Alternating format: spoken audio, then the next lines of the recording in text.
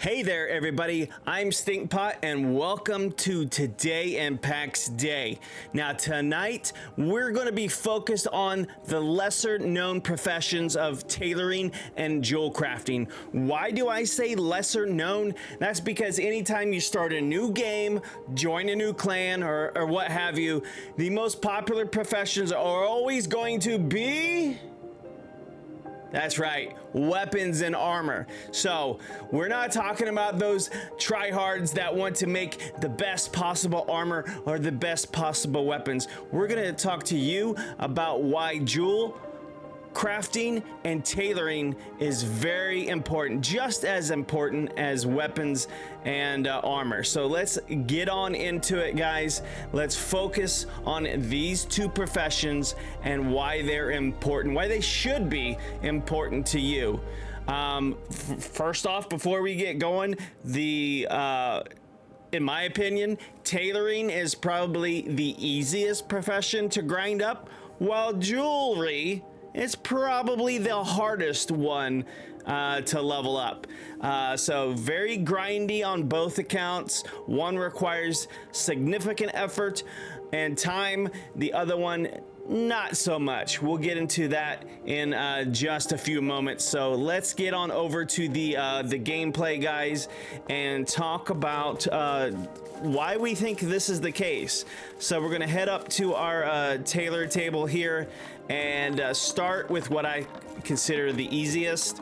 I set this up because this is how I choose to be efficient with tailoring. Look at all these looms, guys.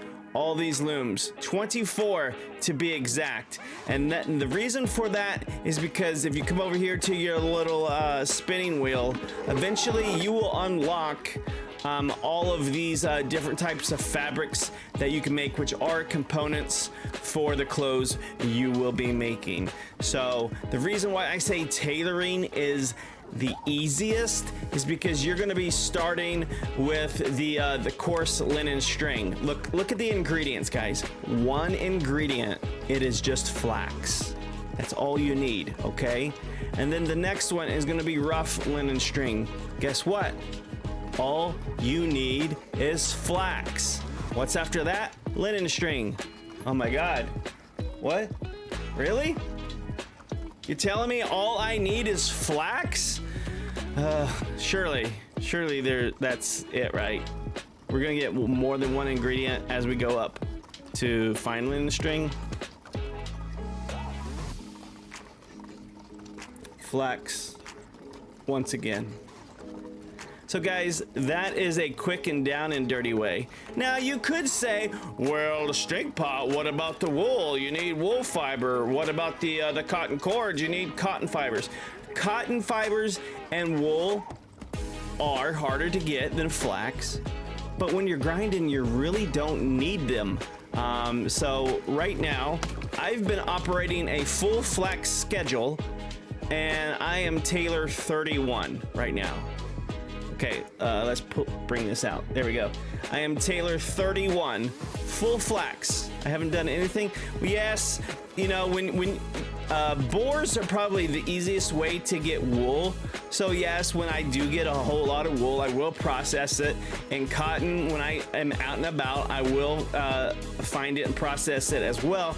But that's just negligible XP returns. What I'm truly focused on has been the flax. So like I said, you start off with the coarse, you go to the rough, you go to the linen, and that's how the quality ratings go for all of them. So whether you're doing wool, string, or cord, it's all going to start out with the coarse variety, the rough variety, the normal variety, which is here, and then the fine variety. So you can see I'm 31 and the fine cotton cord is still hard at 31. So I can still grind the wool when I need to, but you know, and I can still grind this when I need to, but you really don't need to do that either. You can stay on the flax. Once you get all those materials, you come over here to the tailoring table, and what you should be focusing on is start at the top of your list and I've have most of my stuff mastered now at the lower end. But what you go is you go through and look at the ingredients. Okay, bam, right here. 1 linen string, 1 linen cloth. These are the types of recipes you should be focused on. Now, you should only be grinding these when you're at a bottleneck over here, okay? Because you'll be able to do flax forever, basically, over here. And then once you do get to a point where you're in the case where I am, where you can't get any more XP from flax because you've mastered everything, that's when you go to the table and say, okay, I've made all that stuff. Now I need to use that material and make the easiest thing I can make with the least materials. Now, also, you're going to either need to grind a lot of animals. And when I say animals, I specifically mean stags and deer. The reason why I say stags and deer and not boar, not wolf, not bear, that's because you need a ton of bone to make your cloth pins and your sewing needles. And another thing to note is every recipe requires double cloth pins versus sewing needles. So you're gonna need double the cloth pins. That's why I have very little compared to my sewing needles. And you're going to need a crap ton of bone. What I typically do is I load up on 100 bone and I will just make 100 at a time. Okay, that's how I approach it to get it done. So that's what you should do. That's what I recommend doing. 100 is a good round number because it's going to take you your bottleneck eventually is going to be the bone fragments unless you have a clan helping you. So that's the cycle you need to get into. Okay, we had a video a while back about how to gain flax. You can get what I do is I completely get rid of everything in my inventory, and when you do that, you can fill up flax on every little spot, and you can do it in about 7 to 8 minutes if you know where a good run is, and that'll be equivalent to 2,000 flax per run. So at the lower levels, you're probably going to need 5,000 flax to level. At the mid levels, you're going to need 10,000 flax to level, and then you're going to start needing more. So flax forever, that's what you should focus on. Now, mind you guys, we are just talking about the easiest way to do this, okay?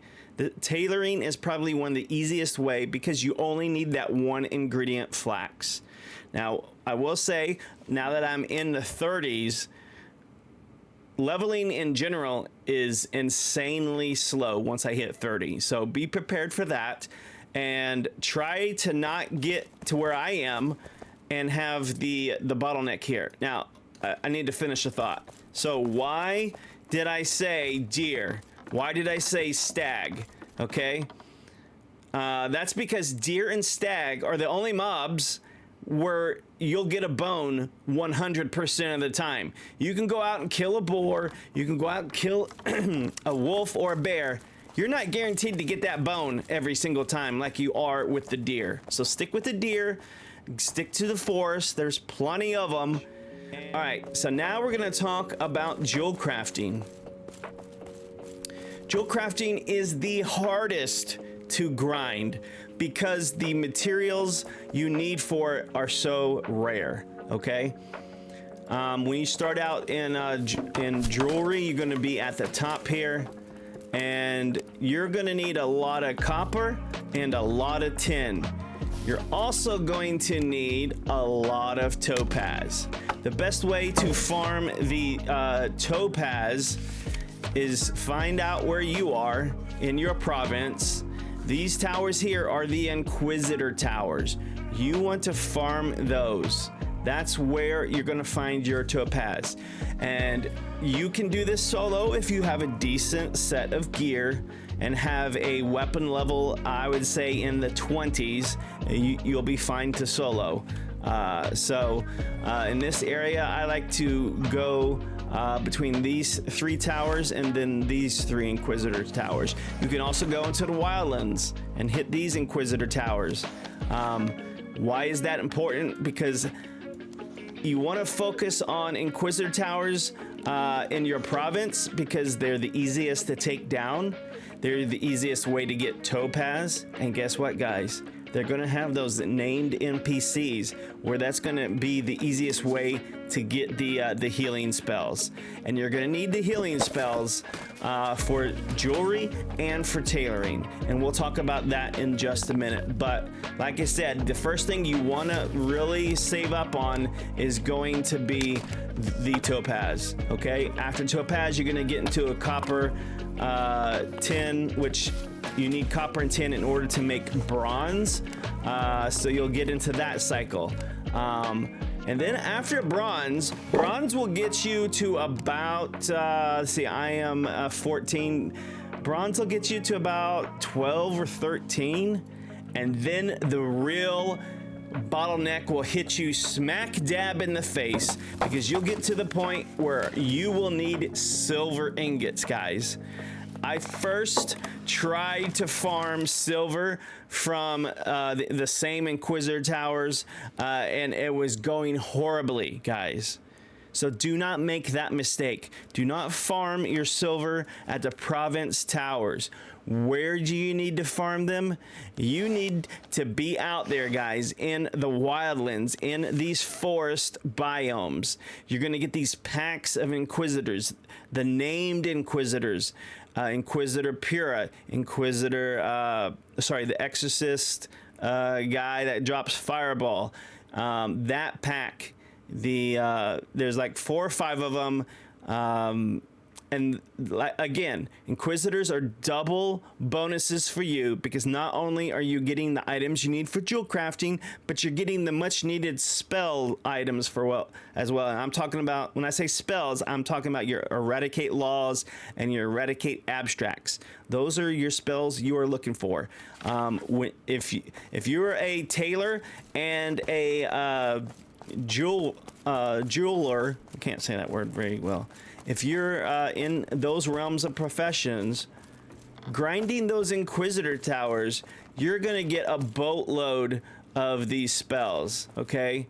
Look, so you're going to just stockpile them. You can, these will stockpile in stacks of 10. Now, some of you might be saying, oh my God, why jewelry? There is literally no point in going into jewelry, because everything I make is just cosmetic. Look, Onyx headband, look, no stats, no stats, no stats, no stats, no stats, no stats, no stats, on and on and on. So why should you go up jewel crafting, guys? That's because once you get to the silver level where you're needing silver ingots, that's when you start to get your first payoff. And a little item that we talked about yesterday called the Dandy Headband. It is the first jewelry crafting item you get that gives you your first spell, Divine Remedy 2. So we're going to talk about how to craft those items in just a second. The reason why jewelry and tailoring synergizes so well is because you can get all these looms going. I forgot to mention that I have 2 looms per resource. So this is my coarse linen. These first 2 left ones are my coarse, and then these are my roughs, these are my linen cloths, and these are my fines. So I have 2 boxes of storage per type, and that's why I have 24 of them. So the cool thing about that is in order for me to fully load up all of these looms just for the linen cloths, that's going to take me about 3 to 4 flax runs. And when we're talking 3 to 4 flax runs, you're talking 8,000 flax to get all those looms going. Okay.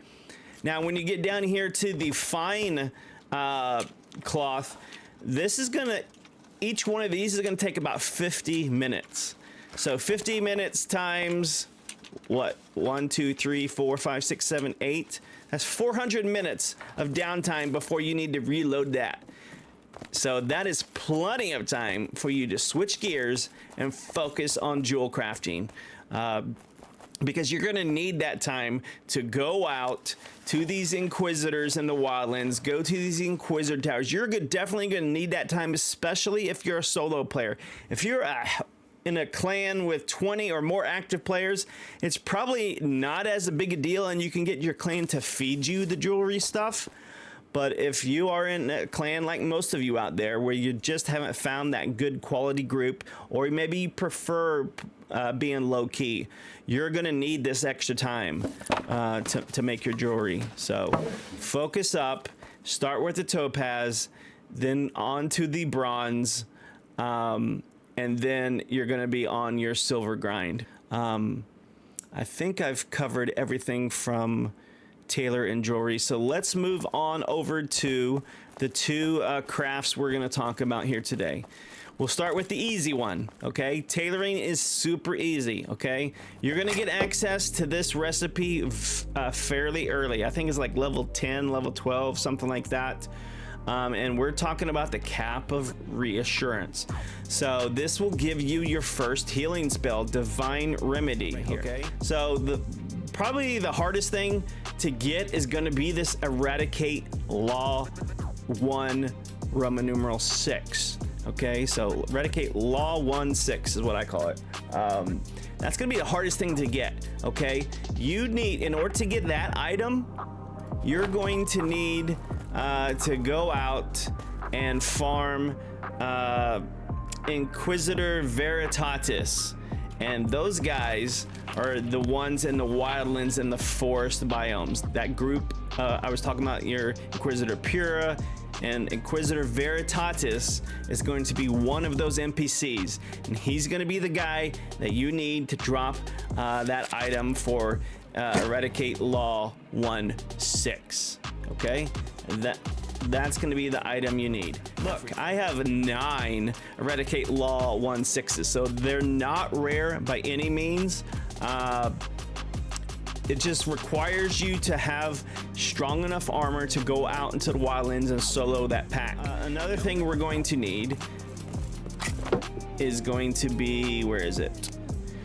We're going to need Worn Out Locket 10. So the next thing that we're going to be talking about is we need rough linen string, rough linen cloth. That's your second most common cloth. Like I said, we got the coarse, and here's your rough. There's your rough cloth, and then you're going to need the rough string. Okay.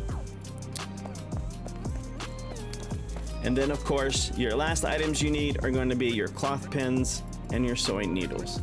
So now that we have all of these items, we are ready to make our cap of Reassurance. Mind you, it's not an armor helmet. It only has slashing 2, blunt 4. Very weak from a defensive perspective. But I want you guys to try and understand you don't need a complete set of full plate armor. Now, when I say this, I'm talking to the healers out here. We're talking about the cap Reassurance because you want a healing item, and it has Divine Remedy 1. Maybe you don't have a spell, sorry, but don't get in the mindset, oh, I had to have full plate, because again, in the autumn update, they're going to be rebalancing the armor types. Okay, they want to give you a reason to use cloth armor, to use leather armor, in addition to using the plate armor. I'm looking forward to this because tailoring, just like jewel crafting, isn't that desired. And I think this is why currently these are two of the lesser known professions, the less popular professions, because there's just not great use for them. But you think about what's coming down the pipeline. If you haven't heard about the autumn update, guys, you've got, like I said, the compendium coming, recipes everywhere. Okay. You also have more precious minerals coming out for jewel crafting. Your sapphires, your rubies. They're introducing a completely new set of minerals. That's got to be tied into jewel crafting. And if they go down the enchantment route, it's probably going to be tied to either jewel crafting or tailoring. So get ahead of the curve now. Get out there. Start leveling up those professions. And like I said, this one you get pretty early in the tailoring process. So that's the tailoring component. Let's go do jewel crafting now. But let's talk about the ingredients for it first. So it requires Eradicate Law 1-8, okay? That is going to be from your Inquisitor Ferrex, okay? Inquisitor Ferrex is going to be in, he can be in various different places, but in Nisgalia, you're gonna find him in Aras, in this tower section, and you're gonna find him in this tower section of the Wildlands. So you need 1 silver ingot, your Eradicate Law 1-8, your 15 crack lockets, and your 3 opals. That'll give you Divine Remedy 2. That's what I'm currently wearing here. Like I said, I've only made 1, so that's it right here. The Dandy Headband, ladies and gentlemen, gives you Divine Remedy 2. We talked about in an earlier video that the difference between Divine Remedy 1 and 2 is only 8 health. So when I cast this on me, it's only going to give me a 30 health increase, whereas the Tailor Bonnet is going to give me 22. So, yeah. So I hope you guys enjoyed today's video, by the way. It was a lot of fun showing you guys. Like I said, tailoring's the easiest, jewelry making is the hardest.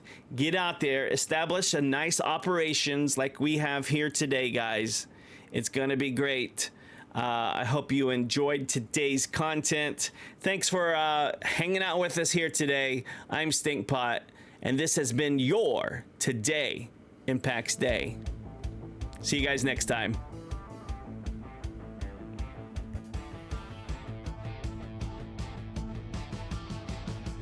Thanks for watching today's video. We hope you enjoyed Today in PAX Day. If you liked our content and want to join us live, head on over to twitch.tv/Stinkpot Studios. Hit that follow button and enjoy our next live stream. Also, if you want to contact me in Discord outside of any streams or any videos, you can do that by friending Stinkpot Studios. Mention PAX Day and your request, and we'll get back to you as soon as possible. See you next time.